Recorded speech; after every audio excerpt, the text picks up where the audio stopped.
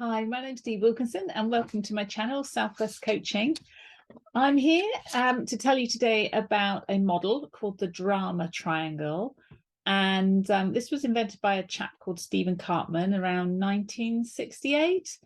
And it's all about the sort of concept of people getting caught up in tricky relationships. So it's a quick model that you can hold in your head and maybe dip into if you feel that communication isn't going the way you would like. So the concept is all about how we function in relationships and how we can get caught up in various dynamics with people depending on the communication we're giving and receiving. And this is both in professional and personal relationships. So the theory is linked to transactional analysis, and there is a book called, here it is, I'm Okay, You're Okay. And that was written by Thomas A. Harris and was around 1970, I think. That's another conversation. So within the triangle, there are three roles that we're likely to take, and they're placed with the rescuer and persecutor at the top of the triangle and the victim at the bottom. And when we are communicating, if we're not able to stay in our adult place, then it is possible that we may have fallen into one of these roles in the triangle without realizing. So let's just say a little bit about each role and give a description.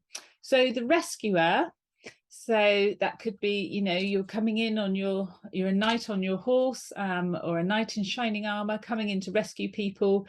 But ultimately, that means you see others as not being okay and you want to help them and rescue them. And this makes you feel quite important as a rescuer because you're doing a really good deed and you want to help others. And on one level, that's great because it comes from a really kind place and a place of good intention. However, the downside is what happens is when we're in the rescuer role, we are actively disempowering the person that we're trying to rescue. So the message this gives is you're not capable of sorting out your own problems and you need me to do it for you. Sometimes this is sometimes this is received by the victim as being, oh, great, thank goodness for that. I can hand over responsibility to someone else and continue to feel helpless. Someone else can help me. So that's the rescuer role. Then we get into the victim role, which is a bit self-explanatory, but it's somebody that feels helpless and powerless and obviously victimized, and they want to blame others for their discomfort. They don't feel they have the power to change the situation or circumstances. So it's easier to deny their own power and hand it over to the rescuer, help me, so they don't have to take responsibility for it. And then we have the role of the persecutor. So this is someone that could be getting frustrated and angry, maybe puts other people down, often to make themselves feel better. They make the other person not okay, could be criticizing them for things that have happened or things that have gone wrong, or just generally being sort of non-supportive. And coming across as a kind of critical parent in terms of transactional analysis, controlling and generally unpleasant. So that's the persecutor. So when we get trapped, we kind of get trapped unconsciously in one of these one of these areas of the triangle into a psychological game. And we find ourselves taking up a role and even maybe swapping roles and positions depending on how the communication goes. So an example might be that the persecutor can become the victim, because if the victim finally flips their lid and gets fed up with the criticism, etc., they'll have a go back at the persecutor and they swap roles. And we go around this triangle. And there's something that each role really is not respecting in the other and rejecting in themselves, really, that they need to take responsibility for. So if you like, the victim rejects that they have any power to sort themselves out. The rescuer rejects that the other person is capable. The persecutor rejects the value of other people and their feelings. Okay, so that's the roles we play and the dynamics that play out. So how do we move forward and step out of the triangle? Because that's where we need to be, really. So there's a few ways to do this. And I know I say it a lot, but coaching is all based on self-awareness and self-responsibility. So the first step is self-awareness and recognizing that the dynamics are playing out in the relationship that you're in. So as soon as you notice, take some time out of the conversation, maybe pause, go make a cup of tea, give yourself some distance and space from the relationship, regroup, reflect and think. And that could just be saying, do you know what? I'm just going to pause this for a second. I need to go to the loo, or I need to go make a cup of tea. Give yourself some space.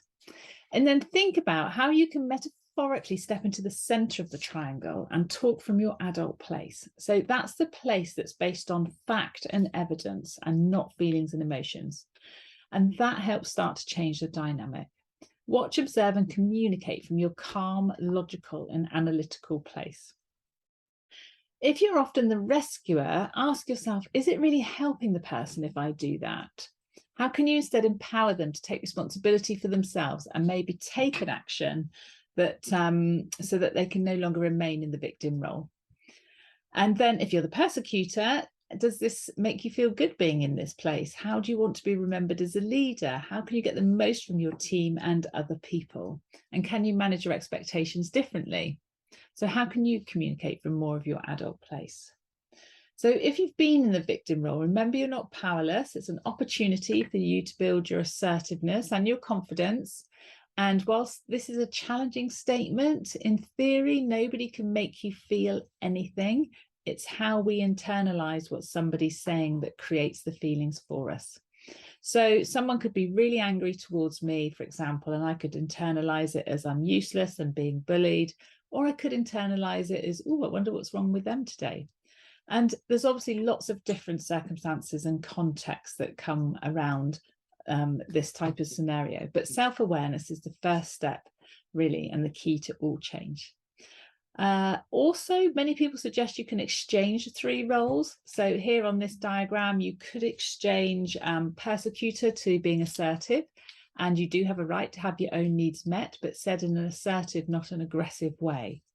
You could change rescuer to becoming caring. So it's good to care about people, but care in the way that you believe in their own resourcefulness and that they can actually help themselves. So maybe ask them questions rather than rescue them and tell them what to do.